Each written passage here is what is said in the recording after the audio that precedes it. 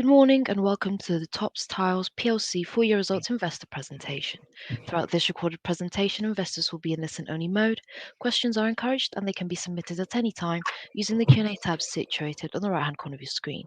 Simply type in your questions and press send. The company may not be in a position to answer every question it receives during the meeting itself. However, the company can review all questions submitted today and publish responses where it is appropriate to do so. Before we begin, I would like to submit the following poll. And I would now like to hand you over to CEO Rob Parker. Good morning to you. Hi, yes, thank you for that. Thank you for the introduction. Hello, everyone. A really warm welcome to the TOPPS Group full year results for the financial year ended 2023. I'm Rob Parker, Chief Executive, and my co-host today, Stephen Hopson, is our CFO. So, turning firstly to cover the key highlights for the period. We start with a real high point for the business, which is the successful delivery of our goal, our market share goal of 1 in 5 by 2025. So that was a goal to take a 20% market share, and we're delighted to be announcing this week as part of our results, we've actually now achieved 22% market share of the entire UK tile market and so closely associated products. And that is 2 years ahead of our original plans. We plan to get there by 2025, and we've achieved that this year. So very significant outperformance of the market. Great to be able to combine that with a third consecutive record year of turnover for the group as well. And we've done both of those things also in our 60th anniversary year. So the first TOPPS tile was opening in 1963 up in Manchester. So really proud set of achievements for the business this year. The TOPPS tiles business itself has also achieved a further record year of sales within that business itself. So also continued successful delivery there. Online pure play, the newest part of the business, has also had a successful year led by the continued growth of our Pro Tile Tools business, and sales growth in that part of the business is up in excess of 50% year on year this year. Our Parkside commercial business has been successfully restructured at the end of our quarter 3. We've seen significant cost savings on that part of the business and are now profitable and have been each period since we took on the restructure. Profit for the year at £12.5 million. It's slightly ahead of analyst expectations, but we're also very conscious it's down year on year. Stephen will talk through the decline in a little bit more detail in a few slides' time. Cash continues to be a real highlight for the business. The business is strongly cash generative. We've generated almost £15 million worth of free cash flow this year. And again, Stephen will come on to cover that in a bit more detail. And our balance sheet is also very strong. That creates opportunities for us. It is a slightly tougher market, but we feel the business is very well positioned to capitalise on opportunities that are going on through the market as we continue to take more share. We're also announcing this week that we are rebranding the business to TOPPS Group.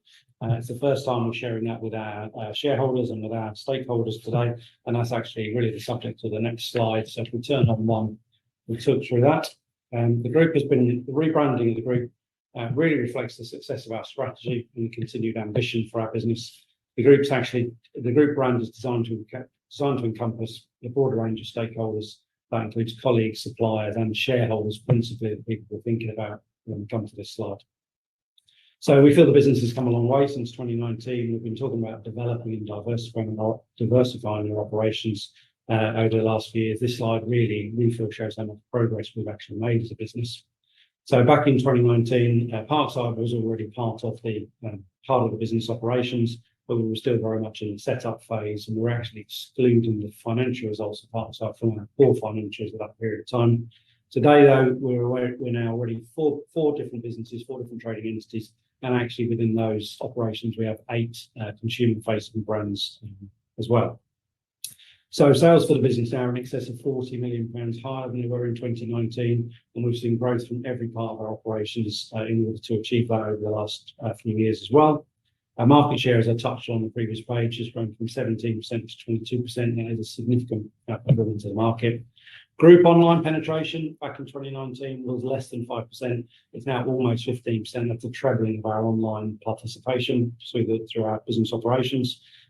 We've rationalised the TOPPS tile store estate. So back in 2019, we had around 360 stores.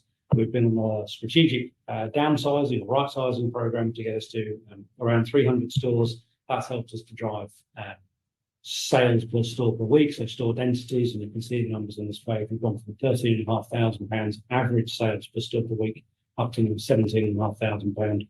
So that's really helped us to drive densities, and that in itself helps us to drive the profitability of the TOPPS tiles estate as well.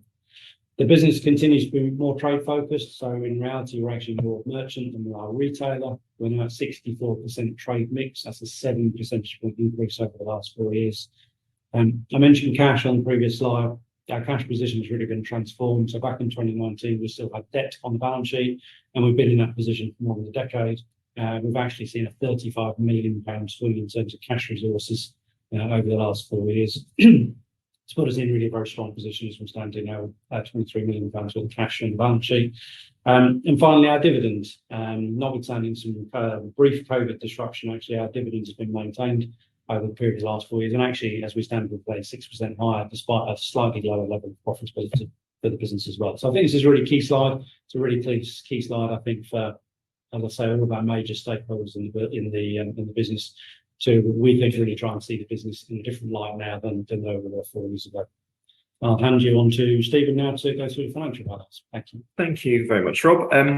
Okay, so as Rob says, I'll talk you through the numbers, and I'll start with the adjusted P&L for the 12 months which ended the 30th of September 2023. Just as a quick reminder, in 2022 we did the acquisition of Pro Tiler Tools about halfway through the year. And we also launched one of our other businesses called Tile Warehouse in May 2022. So the year-on-year P&L is clearly impacted by those changes in the group structure, which again I'll talk to in a few seconds. But just in terms of the numbers themselves, sales grew strongly, 6.3% up year-on-year to £263 million, which, as Rob mentioned, is a record level of turnover for the group. And 13 million of that increase was from online pure play. I'll show that again in a slide's time. Gross profit was up 2.8% to £139.2 million, which is also a record for the group in terms of gross profit delivery. Gross margins were down 1.8 percentage points to 53.0%. That's to do with the growth of online pure play and negative FX movements. Again, I've got a slide on that in a second. And importantly, we saw margin progression in the TOPPS Tiles brand every quarter of the year, which again I'll return to in a second. Operating costs were 5.7% higher year-on-year, down to inflation and then the addition of that online pure play cost base, which we had only half of last year. And then, I suppose, in line with what we said at the half year, the impact of inflation did ease over the course of the year as gross margins also improved, leading to a much improved picture for profitability as the year went on, with full year profit, as Rob said, slightly ahead of consensus at £12.5 million.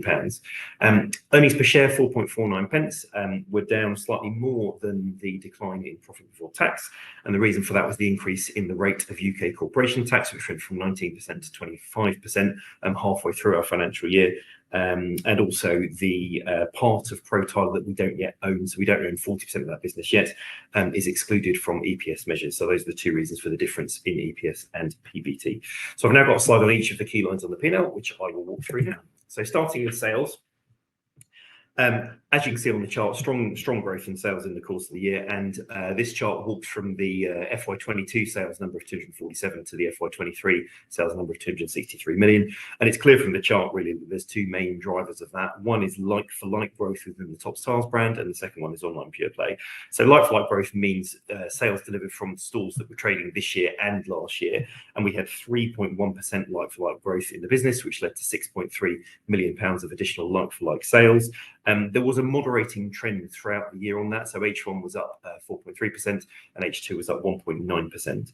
And actually, as Rob said, that leaves overall store sales in TOPPS up 30% compared to the pre-pandemic period. We did have slightly fewer stores this year than last year, so that had a negative impact on sales of £2.4 million, and therefore overall level of sales growth within TOPPS Tiles was £3.9 million. Upside, our commercial business saw sales fall £1.5 million to £9.4 million. Rob will talk about that in a second. And then we did have very strong growth from the online pure play part of the business. So overall, it delivered £22.4 million of sales in the year, which is £13 million up year on year. And then if you compare the £22 million of sales it delivered to the full 12-month trading period in the previous year, which included the pre-acquisition period, we had growth of 52% in that part of the business. So overall sales, 263 million.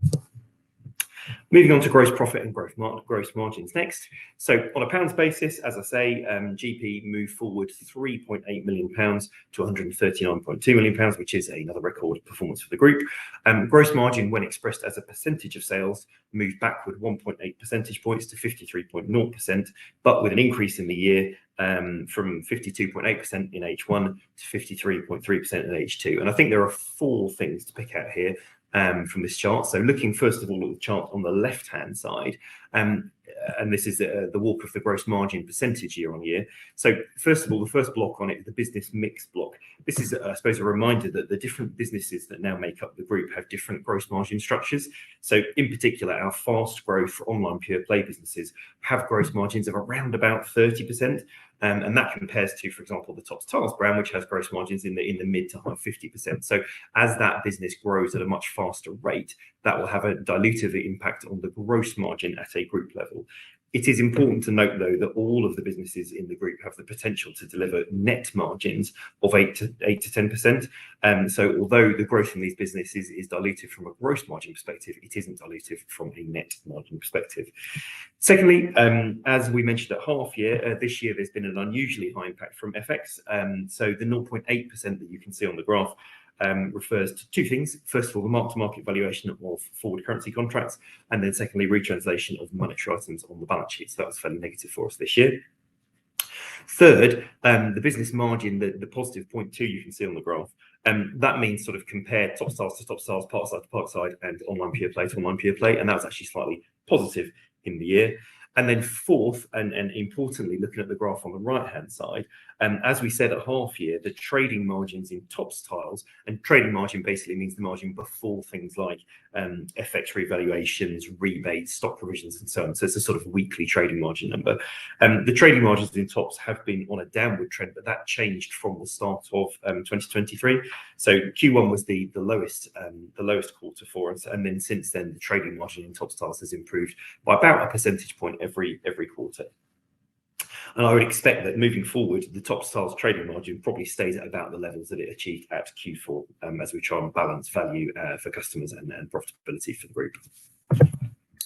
Moving on to talk about operating costs and interest. So this year I've combined OPEX and interest, and that's for 2 reasons. First of all, because there's increasing crossover between the lines, so things like discounting of provisions has to go into the interest line. And secondly, because in a second I want to compare the 2019 numbers to the 2023 numbers, and those were accounted for under different lease accounting standards. So you sort of need to compare them to make them comparable. So that's why I've combined them. But if we start with the chart on the left, so overall we had a year-on-year increase of £6.9 million in terms of our combined interest and operating costs, of which £6.6 million was in the OPEX line. Cost inflation in the year was quite material at £5.5 million. That's 4.6%, and that was largely driven by people costs and energy costs, particularly gas costs, which, as you'll remember, were particularly high, particularly in the winter last year. Partly offsetting that, we had £2.3 million of savings. That's from, first of all, having fewer stores year on year in the TOPPS Tiles brand, and then secondly from cost reductions in Parkside, which again Rob will talk to in a second. And then finally, the addition of the online pure play business for a full year, whereas we only had it for a half a year in 2022, increased our costs by £3.1 million. So I think moving forward, looking at FY24, we will see about another £5 million of operating cost inflation.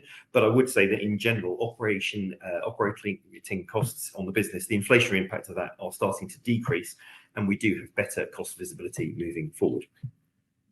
Looking at the right-hand chart on the page, I also thought it'd be useful to go back to 2019, which was the last year before the pandemic period, and I suppose before the current sort of cost of living inflationary crisis started to hit the UK, and then compare that to 2023. So in 2019, our cost base was £117 million. As Rob mentioned at that point, we did have the Parkside business, but we were excluding it from our adjusted profit measures. So if you add that back in, the cost base of the business in 2019, including Parkside, was £121.2 million. And then in the 4 years since then to now, we estimate that the business has faced about £13 million of cost inflation, which has been through 4 years of rises and everything from people costs to energy costs that I just referred to. So pretty material over the 4-year period. And the business has successfully offset virtually all of that. So £13.1 million has been offset. And that's been largely due to a couple of things. So the reduction in the store base that Rob spoke about has been a profitable move for us. And then secondly, we've had other efficiency in programs in the business, such as LED lighting, store efficiencies, and some head office savings too. So all of that cost base has been offset. And then the only other change since then to now is that we've then added more parts to the group. So we've now added the online pure play part of the business into the group as well. So that's a driver of the costs over a longer time frame. So bringing it together and looking at the movement of profit in total, profit declined from £15.6 million last year to £12.5 million this year. The drivers of that were the good growth in sales and gross profit, which led to £5.8 million more profit. But unfortunately, offsetting that, there were £2 million of negative FX movements and the inflationary costs I just spoke about. And then, although we did have some savings from store space and part side cost reduction, those factors combined with the addition of online pure play meant that profits were down to £12.5 million, weighted 2/3 towards the second half of the year. Turning to cash now, before I hand back to Rob. So it was a strong year for cash, actually, a good performance. So we had good operating cash flows, which were in excess of profits for the period. So £18.9 million of operating cash flows, including all costs relating to leases. And that's because profit in the year was impacted by a variety of non-cash items, such as some of those impacts like FX contract revaluations and so on. So operating cash flows were good. We also had a working capital inflow in the year of £3.4 million, which included a reduction in stock levels. And we'd previously been holding a bit more stock due to, I suppose, issues in the global supply chain. So we wanted to make sure we had good availability for customers. Those are now starting to unwind, so therefore stock started to decrease a little bit. So we benefited from an inflow on that. CapEx was relatively modest at £4.2 million. Which was lower than our depreciation charge in the year. And then there was about £3 million cash tax bill on top of that. So those factors led to a very strong free cash flow generation of £14.7 million. Against that, we then paid a dividend payment to shareholders of £7.5 million, and therefore we finished the year at £23.4 million of cash at the year end. The business doesn't have any debt, so we just have cash on the balance sheet. What we do have is a banking facility which is unused of £30 million. So if you add the 23 million of cash and then the £30 million of banking facilities we have, then we've got £53 million of sort of total headroom, I guess, to our financing.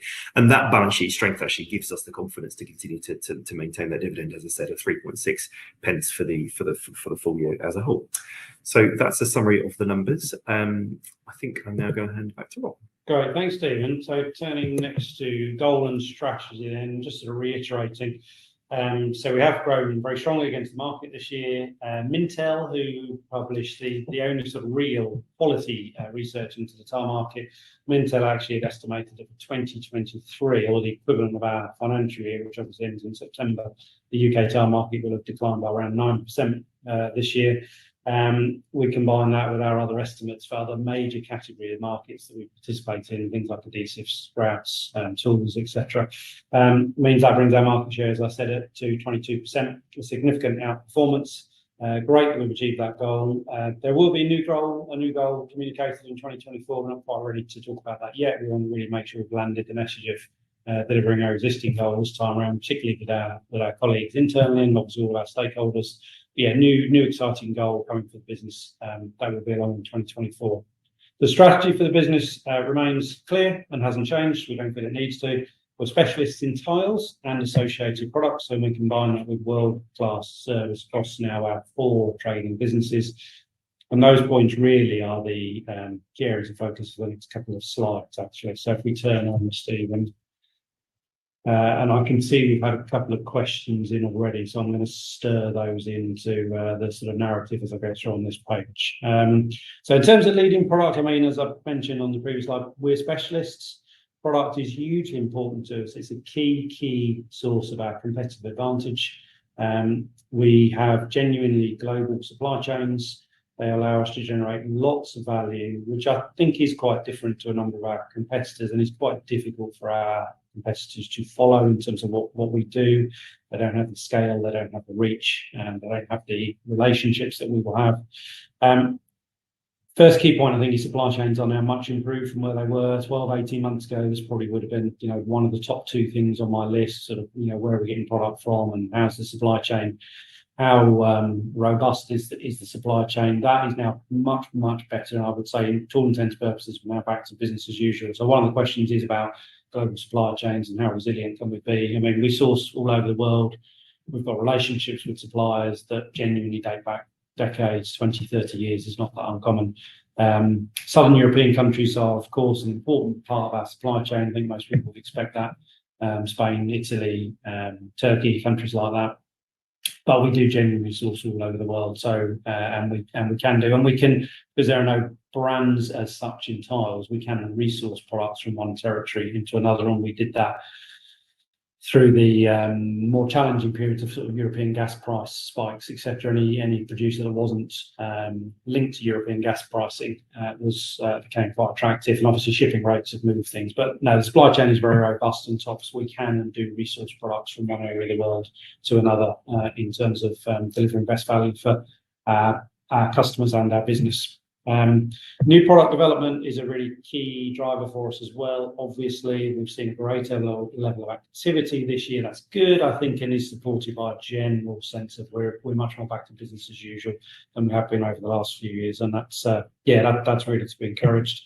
And category expansion, another area of question we've already had in this morning. Category expansion continues to be successful.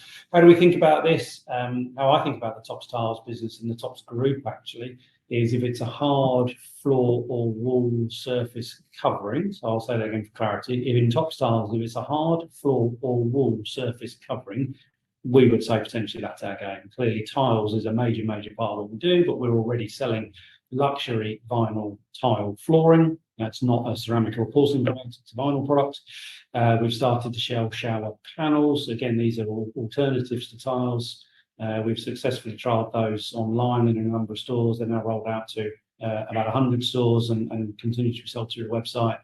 Tiles are getting ever larger. We've got exciting new ranges of sort of super-sized tiles or XL size tiles coming through the business as well.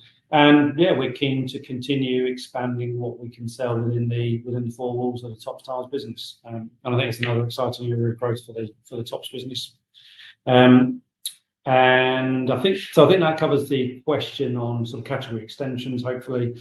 So if we turn on next to leading people, the second really key area of competitive advantage for the business. So people are a huge part of our success. We have really high levels of customer service, world-class levels of customer service, and I'll come back to this theme a couple of times through the deck. You can't have great service without having great people. It's as simple as that. So engagement levels are really important to us. We've got 78% in the last survey we did. 85% of colleagues filled it in, which of course is the first sign of great engagement. If no one completes your survey, that tells you something in itself. So 85% of our colleagues did take the time to fill it in, and this is about 40 odd questions. It takes 20 minutes or so, and just under 80% overall engagement level, which again indexes very well against UK averages. Colleague turnover, I'm pleased to say, is significantly down year on year as well. That's really important for us. The market has helped us, no doubt, but we've also been very focused on recruitment, retention, onboarding, and also recruitment right first time, actually. It's been a key area of focus for us. We like to promote internally where we can. It's really important for ensuring sort of cultural fit, and that works really well, particularly in stores. Around 70% of all promotions are from existing internal colleagues. So lots of really key areas in terms of leading people. I think one of the other questions that's been asked already is around how do we maintain world-class levels of customer service. I mean, there's a couple of answers here. One is it's absolutely a fundamental cultural part of what we do. We talk about it all the time. We measure it all the time. We look at it, we analyse it, we understand it. It's just constantly in the narrative of the business, just offering great service to our customers. It's a key part of the strategy, as I've just shown to you. And the other area then is we measure it. So our surveys are based. Every customer that purchases from the business is asked to complete a Tile Talk survey, and we get around 30,000 data points a year. So when we talk about overall customer satisfaction levels, these are really based on really meaningful size samples of data. Yeah, we are almost borderline fanatical about it, I would say. So that's how we very much keep it alive in the business. And then if we turn on to the third, what we might sort of call horizontal for the business, the things that sort of run across all of our operations, is our environmental leadership. We included this part of the strategy a couple of years ago now. So again, another really key area of focus for us. We know it's important to colleagues, we know it's important to customers, and therefore all of our stakeholders. Our goal very clearly is to be carbon neutral across scope 1 and 2 emissions by 2030. We've made some good progress here. We're now down to about 5,000 tonnes of carbon the business is generating.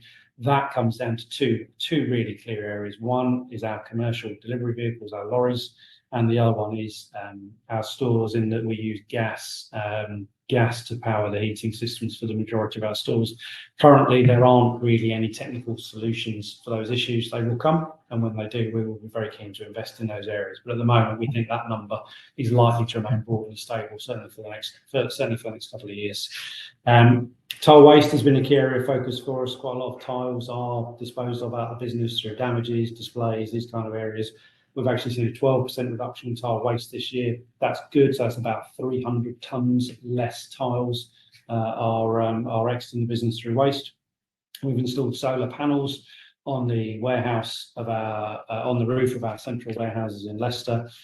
Just short of 1,000 panels now, actually, and that's generating about 70% of the electricity that we need on site, which is really good and has a very attractive payback, sort of less than 3-year payback on that investment, and that's very attractive to the business. And Scope 3 emissions. Scope 3 emissions are now becoming a major area of focus. We've committed to measuring our Scope 3 emissions during the year, financial year 24, so the year we've now started. And we already know that is likely to be our biggest area of impact. So some estimates are in the region of could be 10 to 20 times our Scope 1 and 2 emissions. So it's an area we're really keen to understand, and then really keen to work with our supply base to try and minimise those emissions. And product, of course, product is also a really important area.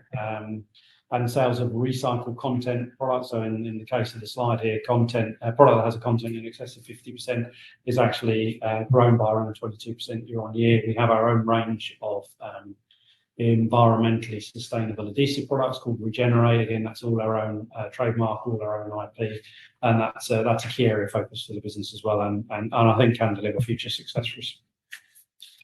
Onto the TOPPS Tiles business specifically then, and we've got 3 slides on TOPPS Tiles. It is the biggest part of our operations. I mean, the investment case, as a reminder on TOPPS Tiles, is we are a market-leading omni-channel specialist with still really strong opportunities for profitable growth, which I think hopefully you can see on the top right-hand side of this chart in terms of the schematic. Again, with some COVID disruption in 2020 taken into account, the business has grown consistently and very strongly over the period of time. We have with national coverage, so 300 stores across the UK, is in excess of 3 times the next largest specialist competitor. That's really important, particularly for trade. If you want to serve a trade-based geographical convenience at multiple locations, is really important. And we are a true omni-channel market leader. So 90% of our homeowner customers will visit the website as part of their journey. And if we stick with the theme of homeowner on the next slide, brand strength is a real key. So hopefully most people viewing this call today will be quite familiar with the TOPPS Tiles brand. And actually, if you ask customers in our space on an unprompted basis, the TOPPS Tiles brand will score 25 times the level of recognition versus the next best known tile specialist business, and I'm talking about tile specialists here. Even on a prompted basis, even with a list of names of TOPPS and other sort of tile specialist businesses, TOPPS Tiles still scores about 2.5 times higher than anyone else on that list. So the brand strength is a really major asset for the business. Customer service, we've already touched on the previous slide, but the schematic here I think is very strong. So in excess of 90%, 91.5% overall customer satisfaction. And just for clarity, this is customer scoring is 5 out of 5 as part of the survey. If you take into account customers that also scored us 4 out of 5, this number would be at 98%. Again, genuinely world-class levels, and a really strong, sustained history over time. So this is the first time I've actually been in excess of 90, which has been brilliant. And the core customer base is a real strength as well. So TOPPS Tiles has historically tended to slightly over-index over-index in a slightly more affluent customer base. I mean, obviously, you really need to be a homeowner in some capacity to be a sort of target customer for us. So that immediately puts you in a slightly more affluent customer demographic. But yeah, TOPPS Tiles business actually does attract a more affluent customer. We're widening the base of our customer group as well. Widening that through our stronger value credentials, but that's also an important area of growth for the business. And then turning next to our trade customer base, so this accounts for 60% of our sales through the TOPPS Tiles business. So again, we're actually slightly more merchant than we are homeowner, albeit the two customer groups are fundamentally interlinked. I think that's an important point. But we now have in excess of 130,000 registered traders with the TOPPS Tiles business that have shopped in the last 12 months. Total registered traders is in excess of that, but it shopped in the last 12 months in excess of 130,000. Loyalty is hugely important here. These are people that are obviously shopping all the time for tile and associated products. So, daily, weekly, certainly multiple purchases. They're obviously therefore very important to the business that we know who we are, and we look after them and retain them. And value is really important to trade, really important. We deliver value through various ways designed to really lock in our core traders and make sure we maximise share of wallet with those customers. And the commercial market is also an exciting opportunity for the TOPPS Tiles business. That's been helped by the establishment of a contracts team. And actually, if we turn forward to the commercial slides, we'll touch on that in a bit more detail. So this is a new slide we've included this time, really to try and help investors understand that when we think about the commercial tile market, which is almost the same size as the domestic tile market in the UK, so this is sort of B2B sales, really we're talking about here. Actually, 3 of our trading entities can and do have a relevance in this market. So starting with Parkside first, which is the most obvious one. Key points here, I think, to talk about are Parkside primarily focused on coverings, not really consumables. So when I say that, I mean adhesive scraps, trims, etc., expansion joints, primarily focused on coverings. We're working through a direct selling team here. So it's not about stores, it's about people, it's about contacts, these kind of areas. They tend to be larger projects in Parkside, they tend to be longer lead times, but it's also really important to note that whilst the architects, we are dealing with architects and designers, whilst those people are the ones that are specifying the product, almost invariably the person who actually buys the product will be a contractor, and contractors obviously also need lots of consumables, which is where the Pro Tiler business is an excellent addition to the group. So Pro Tiler make a really excellent partner to Parkside. They're experts in consumables. They already pick up commercial business naturally through the website. We're actually now starting to become much more proactive in terms of mutual referrals between the two businesses. So talking to contractors in a much more joined up way about being able to meet all of their needs. Most of the Pro Tiler business today comes through online, as you would expect. It's an online pure play operation, but we also have a small direct selling team, and that's an area of growth for us as well, and an area of an opportunity as we move forward. And then the TOPPS Tiles business itself, as I just touched on, can provide everything that I think really a smaller contractor or a local developer needs in terms of offering coverings and consumables. We can also offer the convenience of store collections, again 300 stores across the UK. We can offer lots of things that our competitors can't in the space, and the introduction of the contracts team into the TOPPS Tiles business is really helping us continue to grow this area of the business as well. The Parkside business itself then, a tougher year for the Parkside business, but also a really important year, we feel. Sales, if you look at the bottom right-hand side of this chart, you'll see that sales were growing very well. We actually hit the buffers a little bit this year as we saw overall headline sales decline modestly. That meant we weren't going to be able to trade ourselves out of the losses that we've been making for some time.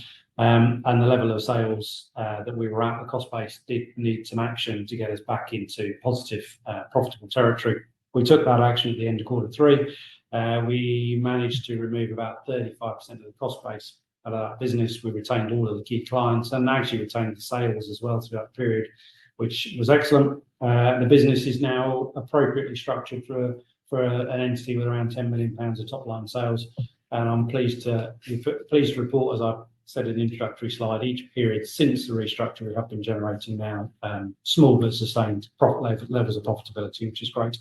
But commercial operation in its entirety, the commercial side of the market remains an important area of focus for the group. And the key message this time really is it's not just about the Parkside operation, that's an important part of what we do, but there are 3 elements in total across our operations that all have a relevance in the commercial tile market. Turning next to online pure play, the tile warehouse is the newest part of our operations. I think why have we entered this market? Well, we believe we can be advantaged. It's 100 million. We estimate the online tile market to be in the region of £100 million. We feel we can be advantaged here as well. We're the leader in the omni-channel side of the market. we also believe we can be a leading player in the pure play market. There's no reason at all why that couldn't be the case.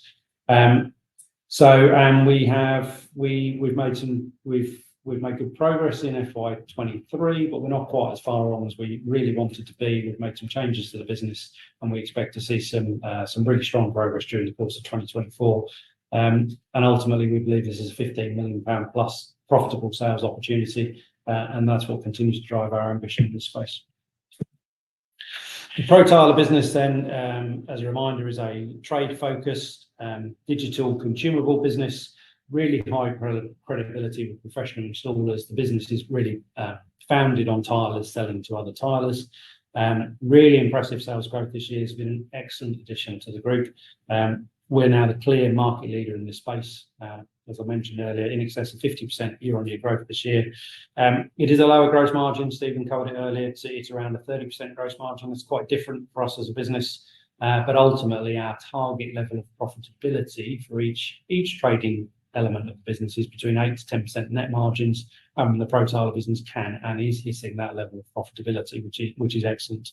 The business is being expanded through that core digital and trade skill set. So we've actually launched 2 new brands this year as well, the Warm Floor Store and Flooring Materials. You can see the logos on this page. So ProTiler, the majority of sales today come through the ProTiler Tools website. But this business is now 5 brands. It was 3 when we bought it, and it's now 5 today. And they're all exciting areas of future growth for the business. Our ambition here is 30 million, in excess of 30 million pounds worth of sales, and we are confident we will get to that target sooner rather than later, actually. Brings me to my last slide then in terms of market and outlook. So the market has definitely got tougher. I think we've seen a number of factors really influencing that. So a number of headwinds coming at the consumer particularly. Things like sustained high levels of inflation, higher mortgage rates, obviously off the back of higher interest rates, and the housing market generally is going through a weaker period. We can see transactions have come down. We can see house prices has stepped away from where it was as well. And for us, really, what's happening in the current trading period is the peak that we see coming out of the summer. So October, when children go back to school, September would step up versus August, October again, and then ultimately to November. November is our busiest period of the year, as it is for lots of home improvement-based businesses. And that's really just about customers getting homes ready for Christmas, finishing off jobs, etc. We've seen a peak coming out, or we've seen a build of sales, a seasonal build of sales coming out of the summer, but it hasn't been as strong as perhaps we might have expected based on previous years' experiences. Consumer discretionary spending is definitely weaker. I think the best data point we've seen that we can share is obviously lots of softer data points. The best hard data point, I think, is Barclaycard publish an annual a monthly spend report, and they helpfully subdivide that down. If you look at the DIY and home improvement spend for October per Barclaycard, they are reporting the market down about 8% in that space, and their numbers we'll look at, and they make quite a lot of sense to what we're seeing in our business. So what does all that actually mean? Well, it means for the first 8 weeks of our new financial year, so October and November, total sales for the group are down about 3% year on year. The TOPPS Tiles business on a like-for-like basis is down about 6%, so slightly behind that level. And that in itself really shows how much growth we're still getting from principally the ProTiler business. That's given us a real benefit at a group level, which is great. So we think, trading is more challenging, but also that creates opportunities for us. We've got a strong balance sheet as a business. We feel we're really well positioned to take advantage of maybe weaker competitors in this kind of a market as well. Our competitive advantage remains strong. We've got the brands. We've got that world-class service we've talked about. We've got the expertise. It's our specialism. It's all we do. And most importantly, we've got the ambition to continue taking our business forward. So that concludes the formal part of the presentation. We'll turn to some questions now. Thank you. Perfect, Rob, Stephen. Thank you very much indeed for your presentation. Ladies and gentlemen, please do continue to submit your questions using the Q&A tab situated on the top right corner of your screen. While the company take a few moments to review those questions submitted today, I would like to remind you that a recording of this presentation, along with a copy of the slides and the published Q&A, can be accessed via our investor dashboard. Rob, Stephen, as you can see, we have received a number of questions throughout today's presentation. And if I may now hand back to you and kindly ask you to read out the questions, give responses where appropriate to do so, and I'll pick up from you at the end. Thanks, Alex. That's great. Yes, we have had a couple of questions. There have been a couple that have come in that I think we've dealt with through the course of the presentation, so we won't go over those again now. But what I'll do is I will go to the third question, if that's all right, Rob, which comes in from Ian. So thanks for the question, Ian. And the question is, how does TOPPS Tiles plan to stay competitive in the evolving retail landscape, especially with the rise of e-commerce? I mean, I think so much of this question has been answered through the strategy slides, really, is my first answer. I think, the TOPPS Tiles business is a very strong market-leading omni-channel model relevant to trade and homeowners alike. And that business, as I've been really keen to spell out, has continued to go from strength to strength. I think we have really driven that business forward by making sure we've got really great value for both groups of customers, frankly. In the ways I think I've described, expanding our value ranges, I think has been a really important step in the last few years for our homeowner customers. And I think particularly those customers that maybe are, more budget conscious, maybe first-time buyers, just bought their first home, etc., or just on tighter budgets. It's really important that we can offer what I sort of loosely call our sort of broad church of offer. Anyone that walks in the doors of a TOPPS Tiles store, certainly in that sort of broad mid-category, the mass market area, we absolutely can and should be able to offer them a really compelling, really good value offer. And I believe we now can. I think that's absolutely our sweet spot of offer. The trade side of the business, as I've also explained, has gone from strength to strength.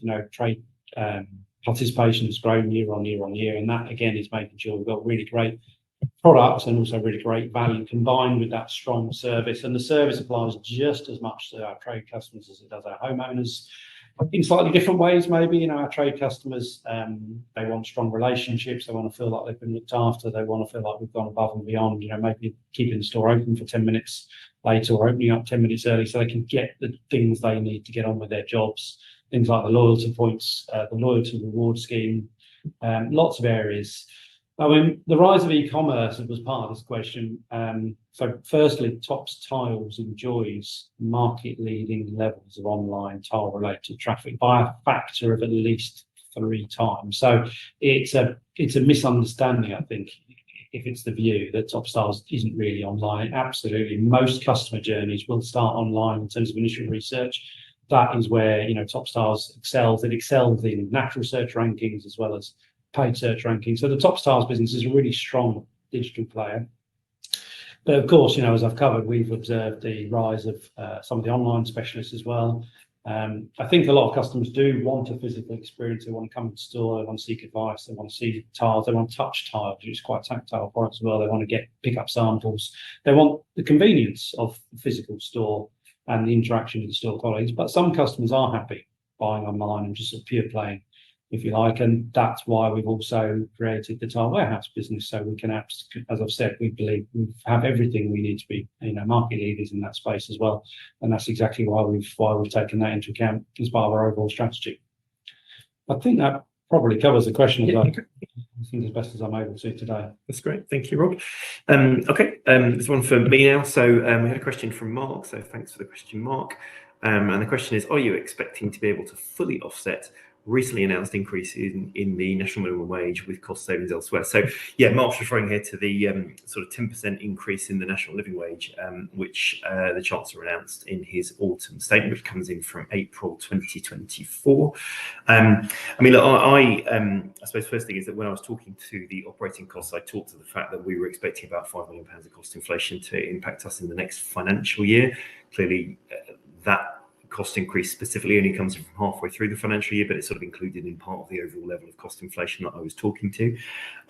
Will we be able to offset it? Well, the savings that the group has made in recent years have been through, I suppose, a couple of things. So we've reduced our store network, as I mentioned. That has really come to an end now. So we've got about 303 stores at the end of the year. We think that's about the right level. So I don't think we'll get any more savings there.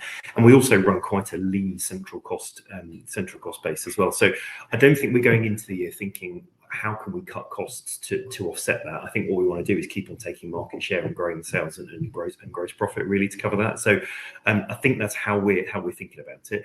My only other point just on national living wage is that although colleagues who join us as service specialists, which is the sort of entry-level position in our company, do earn national living wage, they also earn lots of other parts of variable remuneration as well. So they earn commission and earn various other things as well. So that is quite an important part of our overall pay policy. So hopefully that answers your question, Mark.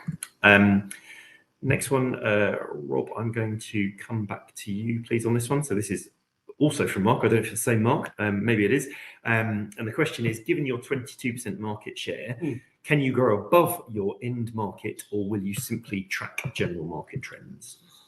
So it sort of feels like there's two questions embedded into one here to me, Mark. So I think asking the question, can we grow above our end market, might suggest new markets to us, I suppose. So firstly, let's answer the first question, I think, which is, do we believe we can continue to grow market share? Absolutely, we believe we can continue to take share. I think we are doing, frankly. I think the current level of performance is an outperformance of the market. And we are ever expanding our market, of course. Some of the additional categories I've talked about.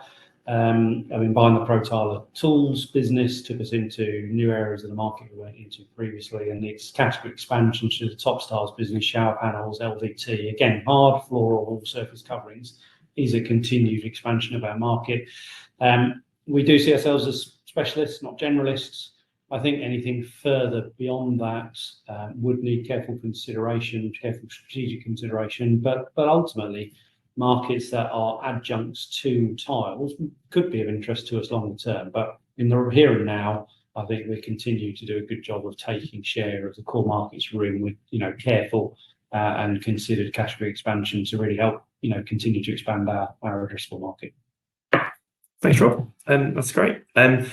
We've got a question from Carl here, and I'm not entirely sure how much we can say in response to some of these points, but I think Carl has two questions. One is about pricing outlook into next year, and then the second one is, I presume that's sort of our pricing out to customers, and then the next one is about Black Friday trading and how was it compared to last year, and was discounting more or less intense than last year? So so let's do them in reverse order. And Black Friday, it's not a big area of focus for the business. So I would say it's probably the same year on year. We ran a 10% off offer for, I think it was over the weekend. But Black Friday is not a big area of focus for us. Frankly, I think consumers are more focused on sort of 50-inch televisions and that sort of stuff on Black Friday deals than they are their tiles. But we always make sure we've got a little bit of activity running. I mean, pricing outlook, we could talk about, some cost price reductions. So we could talk a bit about pass some of those through to consumers, and there have been some retail price reductions going through the business.